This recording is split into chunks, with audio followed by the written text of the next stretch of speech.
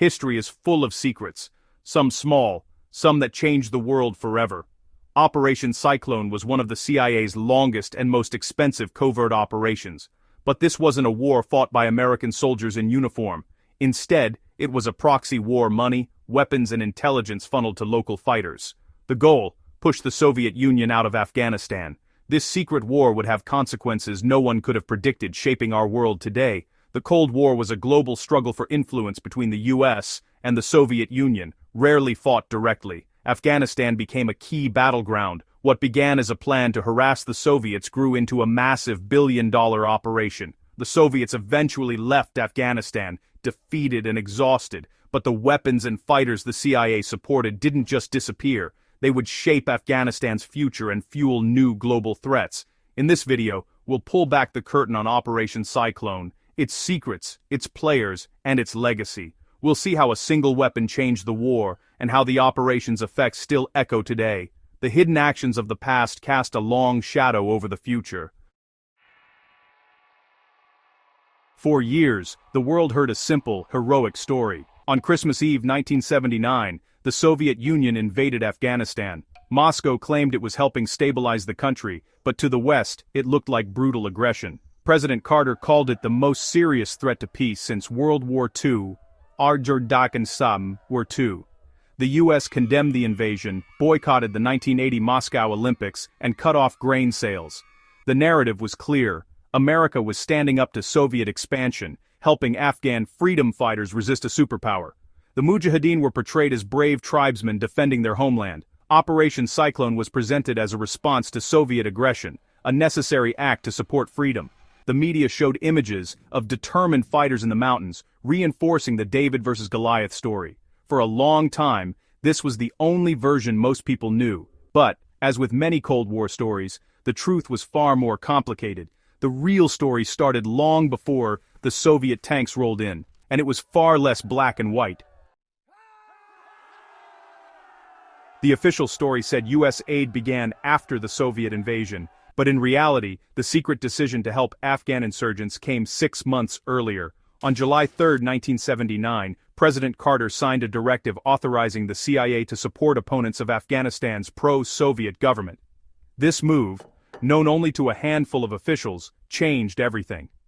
Carter's national security advisor, Zbigniew Brzezinski, saw an opportunity: lure the Soviets into their own Vietnam. By secretly aiding the rebels, the U.S. hoped to provoke a costly Soviet intervention. Brzezinski later admitted, "We knowingly increased the probability that they would intervene." The Soviets, fearing the collapse of their Afghan allies, took the bait and invaded. The U.S. involvement didn't follow the invasion, it helped cause it. Operation Cyclone was a calculated strategy to bleed a rival superpower, not just a reaction to aggression. The public heard a story of defending freedom. Behind the scenes, it was a cold, strategic game.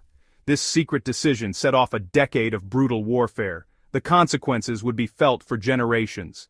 The real war began long before the world realized. Once the Soviets invaded, Operation Cyclone exploded in scale. The CIA needed partners and found them in Pakistan and Saudi Arabia. Pakistan's ISI became the main conduit for money, weapons, and training. The ISI decided which Mujahideen groups got support, often favoring the most extreme factions. For Pakistan's General Zia-ul-Haq, this meant billions in U.S. aid and regional influence. Saudi Arabia matched U.S. funding, using the war to spread its conservative brand of Islam. Saudi money and American weapons flowed through Pakistan, fueling the resistance. The alliance turned a local uprising into a global jihad. Training camps in Pakistan, run by ISI and sometimes American advisors, taught guerrilla tactics and modern weaponry. Young men from across the Muslim world, including Osama bin Laden, flocked to join the fight. The operation transformed Afghanistan into the epicenter of a global holy war. The consequences would reach far beyond the battlefield. For years, the Mujahideen controlled the mountains, but the Soviets ruled the skies. Soviet helicopter gunships devastated resistance fighters. The Mujahideen's old weapons were no match for Soviet air power. In Washington, debate raged. Should the U.S. send advanced weapons? By 1986, The answer was yes. The CIA delivered FIM-92 Stinger missiles, portable, heat-seeking, and deadly. Suddenly, the Mujahideen could shoot down helicopters and jets. The hunters became the hunted. Soviet pilots now faced a lethal threat from below. The impact was immediate. Soviet aircraft losses soared. Morale plummeted. Helicopters could no longer resupply or attack without extreme risk. The balance of power shifted. The Stinger neutralized the Soviets' greatest advantage. The path to Soviet defeat was now open. A single weapon had changed the course of the war. The Stinger missiles were a turning point, but the war's cost was crushing the Soviet Union. The conflict drained the Soviet economy and morale. Thousands of soldiers died. The war became deeply unpopular at home. Afghanistan's rugged terrain favored guerrilla tactics, not Soviet tanks. The Mujahideen, with CIA support, controlled the countryside. By the mid-1980s, Soviet leader Mikhail Gorbachev saw the war as unwinnable. He needed to reform the Soviet system and improve relations with the West. In 1988, Gorbachev announced a withdrawal. By February 1989, the last Soviet troops crossed out of Afghanistan. A superpower had been defeated by a guerrilla army backed by its rival. For the US and CIA, Operation Cyclone was a success. The Soviet military was humiliated. The war accelerated the collapse of the Soviet Union. The Cold War was ending, and Operation Cyclone had played a key role. But the story didn't end with victory. The aftermath would be even more complicated. The Soviet withdrawal should have meant peace. Instead, it created a dangerous power vacuum. The Mujahideen, once united, turned their weapons on each other. Afghanistan plunged into civil war. The US, having achieved its goal, lost interest and cut off aid. The country was left in ruins, its infrastructure destroyed, millions displaced. Warlords battled for control, tearing Kabul apart. Amid the chaos, a new group emerged, the Taliban. Many were young men raised in Pakistani refugee camps and religious schools. Promising order and strict Islamic law, the Taliban quickly gained power with support from Pakistan and Saudi Arabia. By 1996, they controlled most of Afghanistan. The legacy of Operation Cyclone was growing darker. Operation Cyclone's consequences stretched far beyond Afghanistan. The war created a global network of battle-hardened militants. Many foreign fighters, known as Afghan Arabs, returned home with new skills and radical ideas. They fueled conflicts across the Muslim world. The CIA had, unintentionally, trained a generation of militants who would later turn against the West. The most infamous was Osama bin Laden. After the war, he founded Al-Qaeda, using the networks built during the conflict.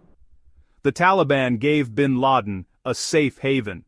From Afghanistan, he planned the 9/11 attacks. The US invaded Afghanistan in response, fighting the very forces it had once armed. The irony was bitter. A secret war to defeat one enemy had created another. Operation Cyclone is a lesson in blowback, the unintended consequences of covert action. Its shadow still shapes our world. Today, the story of Operation Cyclone is more relevant than ever. It's a reminder that history is complex, full of hidden decisions and unpredictable consequences. A secret directive in 1979 set off a chain reaction that shaped decades of conflict. The weapons, alliances, and ideologies unleashed by Cyclone still echo in Afghanistan and beyond. The US withdrawal in 2021 and the Taliban's return are part of this legacy. Covert operations may seem like a clever shortcut, but they are a dangerous game. Once you arm a proxy, you can't control what happens next. The blowback from Cyclone is a lesson learned the hard way. Hidden choices can ripple across generations. The desire to defeat one enemy can create new ones, and that is a lesson from history we must never forget.